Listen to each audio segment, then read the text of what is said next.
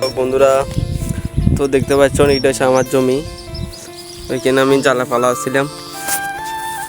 তোমরা ভিডিওতে দেখো, যদি আমার যদি ভিডিও লাগে ভালো মতো শেয়ার করে দেন, লাইক কমেন্ট করেন।